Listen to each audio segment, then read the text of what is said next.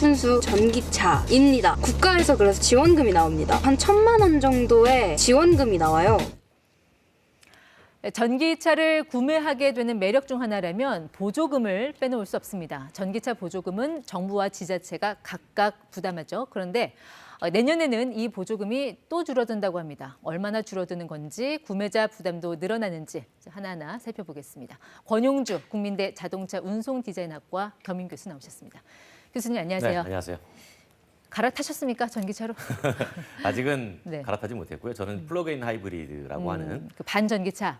그렇죠. 절반은 전기로 가고 필요할 땐 또 내연기관으로 작동을 하는 그런 전기차를 운행을 하고 있습니다. 네.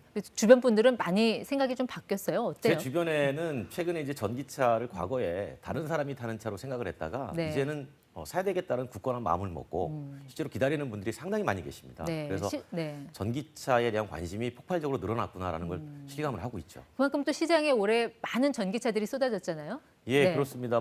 올해만 해도 국산 전기차가 많이 또 새로운 모델이 나왔고요. 실제로 이렇게 보시면 현대차 아이오닉 5라든가 제네시스 GV60, 그다음에 기아차 EV6 이외에 수입차도 꽤 많이 있었고요. 네. 이게 이제 소비자들의 구매욕을 자극했고 나도 사보자라고 하는 네.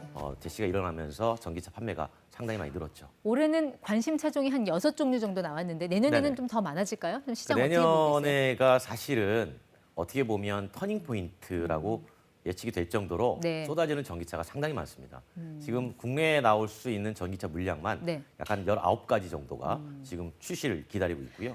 그렇게 되면 소비자들의 선택폭은 상당히 넓어지겠죠. 선택지는 넓어져서 좋지만 소비자들한테 가장 중요한 거는 이제 가격이잖아요. 네네. 그래서 보조금에 관심이 많이 갈 수밖에 없는데 내년부터 보조금이 줄어든다는 이야기가 있습니다. 지금 그렇게 방향이 정해져서 이제 최후의 정책 결정만 남겨두고 있는 상황인데요. 네. 지금 보시면 올해 같은 경우에는 최대 800만 원의 정부 보조금이 있었거든요. 그런데 내년에는 100만 원 줄어들어서 네. 700만 원으로 줄게 됩니다. 일단 총량 자체가 줄어드는 그렇죠. 거네요. 네. 그리고 이제 이 보조금을 주는 전기차 가격대가 있는데 6천만 원 미만에는 100%를 줬고 내년에는 대신 이 기준은 조금 낮춰서 5,500만 원 미만일 때는 네. 보조금을 최대로 다 줍니다. 그리고 이제 올해 같은 경우는 6천만 원 이상, 9천만 원 미만일 때 보조금의 절반만 지급했는데 네. 내년에는 이제 5,500만 원에서 8,500만 원 미만 사이는 절반으로 지급하고요. 그리고 9천만 원 이상은 올해 안 줬는데 내년에는 8,500만 원 이상일 때 이제 지급하지 않겠다. 이런 정책들이 지금 결정을 앞두고 있는 거죠. 그러니까 결국 이제 전기차 보조금 받으려면 가격 싸게 해 이거네요. 그렇죠. 네. 제조사 입장에서는 가격을 좀 낮추라는 일종의 메시지고요. 네. 그래야만 소비자들이 정부 보조금이 줄었을 때도 가격 변동 없이 실제로 혜택을 볼 수 있다고 판단을 한 겁니다. 그럼 자동차 회사들은 가격 정책을 좀 다시 짜야겠어요. 네, 지금 어떻게 가격을 만들 것인가 고민을 많이 하고 있는데 네. 예를 들면 기존에 들어간 옵션들을 뺄 것이냐 그런 것도 많이 고민하고 있고요.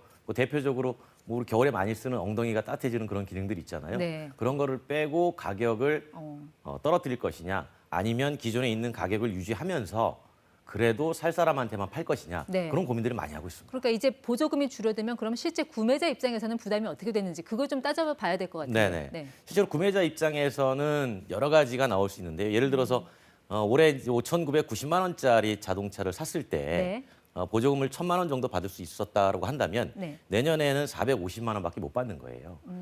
그리고 이제 올해 5,310만 원 같은 경우에는 똑같이 1,000만 원의 보조금을 받는데 내년에는 이제 크게 달라지는 게 없이 그냥 100만 원 정도만 떨어지게 되는 거죠. 이 얘기는 잠시만요. 좀 하나씩 조금 더 자세히 봐야 될 것 같은데 네네. 5,990만 원 제네시스 GV60 같은 경우는 이제 그 5,500만 원 그 100% 받을 수 있는 선이 넘어가게 되는 넘어서니까. 거죠. 네. 예, 그러니까 내년에는 그만큼 보조금 못 받게 되는 거죠. 이 얘기는 뭐냐면 제조사가 그렇다면 1,000만 원은 100%의 보조금을 다 받기 위해서 5,990만 원의 차값을 네. 5,500만 원 미만으로 낮출 것이냐. 아, 그리고 가급적이면 낮춰라라는 일종의 정책적 방향인 것이고요. 네. 반면에 이제 많은 사람들이 대중적으로 구입하는 차종 같은 경우에는 큰 변동을 없게 만들어 놓은 거죠. 그러니까 아이오닉 5 같은 경우는 가격이 5,310만 원이니까 네네. 100% 받을 수 있는 거죠. 그렇죠. 내년에 변동이 돼도 100% 받을 수 있는 거죠. 그렇지만 일단 총량 자체가 정부 100만 원이 보조금이 이제 줄어드는 거죠. 줄어드니까 네. 어쨌든 보조금은 줄어드는 거군요. 그렇죠. 네. 그러면 어떻게 해야 됩니까? 이제 소비자들은 이제 당장 뭐 전기차를 살지 말지, 뭐 내년에 살지 고민을 해야 될 텐데 이런 보조금 정책을 보면서 따라가야 되는 건가요? 아무래도 그렇죠. 이게 이제 이런 거죠. 보조금을 계속 지속적으로 줄 수가 없다라는 거죠. 그런 측면에서 보면 정부의 생각은 예산은 늘렸지만 대당 보조금은 낮추되 여러 사람이 구매하게 만들겠다는 겁니다. 이 얘기는 대중화의 길로 걸어가겠다는 것이고요. 그런 상황에서 지금까지는 보조금 가지고 산업을 육성시켜 왔지만 이제는 자동차 제조사도 네. 쉽게 말하면 전기차 가격을 낮추는데 동참을 좀 해라. 언제까지 보조금 가지고 이익으로 흡수한다든가 네. 이제 그런 행위를 할 것이냐라는 일종의 무언의 메시지라고 봐야죠. 전기차 보조금은 물론 정부에서도 주지만 지자체에서도 주지 않습니까? 네네. 그 지역마다 조금 차이는 있습니다만 지자체 보조금도 줄어듭니까? 지자체 보조금은 줄어드는 곳도 있고 줄어들지 않는 곳도 있고 그건 선택에 따라 다릅니다. 예를 들어서 네. 어떤 자치단체는 우리는 그대로 둘 거야라고 하는 것도 있지만 줄이겠다고 하는 것도 있고요. 대부분 다 줄이는 것 결정된 곳은 이제 대전하고 대구, 부산, 네. 광주, 인천은 중앙정부 보조금이 줄어드는 만큼 우리도 똑같이 일정량의 금액은 낮추겠다라고 하는 거고요. 그 외에 뭐 서울이나 세종시 같은 경우는 변동 없이 지급하겠다라고 하는 것도 있고요. 이렇게 자치단체마다 천차만별인 것은 그 지역에 전기차 많이 보급되는 것이 자치단체장 입장에서는 좋은 것이냐 나쁜 네. 것이냐 그거를 단체장이 스스로 결정하게 돼 있기 때문입니다. 서울이 지금 빠져 있는데 서울은 우리가 앞선 사례에서 봤죠. 200만 원 줄어드는 걸로.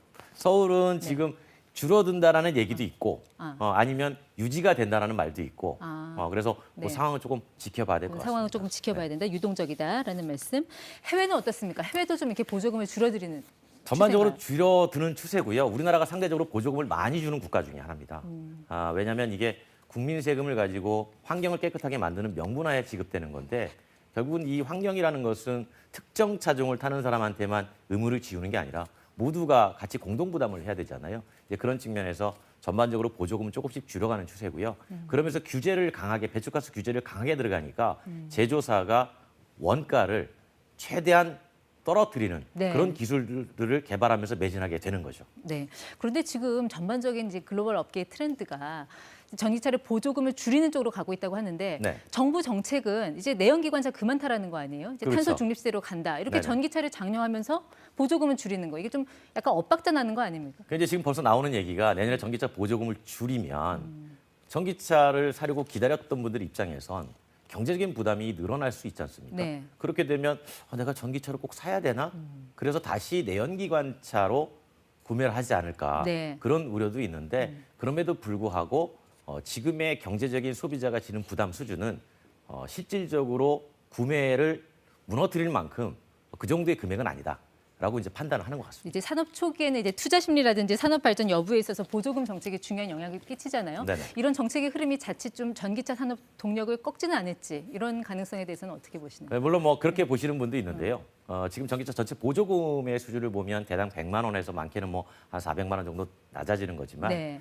크게 낮아지는 금액은 비싼 차에 해당이 되는 거고요. 그 외에 보급형은 큰 변동이 없다라고 보는 겁니다. 그래서 정부의 생각은 뭐냐면 보급형으로 많이 타자. 누구나 전기차를 쉽게 구매하고 누구나 운행할 수 있는 수준까지 가고자 하는 목표를 갖고 있는 거고 네. 거기에 이제 제조사도 더 이상 보조금을 가지고 이익을 취하지 말고 네. 실제로 가격을 낮춰서 같이 넓히는 데 동참하자라는 메시지라고 보시면 될 것 같아요. 네. 서울 같은 경우는 지자체 그 보조금을 한 200만 원으로 유지하는 게 좀 가닥이 잡힌 것 같고요. 네네. 다른 지자체들의 뭐 얼마 정도 이제 낮출 것인지 네네. 정부 보조금이 낮출 것인지 그 최종적인 안은 한 언제쯤 결론이 난다고 보면 돼요? 이게 단순하게 정부 혼자 하는 게 아니고요. 지금 기재부하고 환경부하고 산업부 셋이 다 공동의 동의가 있어야 되고요. 그래서 네. 지금 논의를 하겠다는 거고 이제 다음 달 또는 내년 1월에 결정을 해서 2월쯤에 발표를 하겠다. 이렇게 얘기 나옵니다. 그러면 그 발표를 보고 이제 구매자들은 네. 동네에서 나는 사야 되겠다 말아야 되겠다 이제 그런 결정을 하게 되는 거죠. 네, 지켜보도록 하겠습니다. 지금까지 ETY 권영주 겸임교수와 함께했습니다. 고맙습니다. 감사합니다.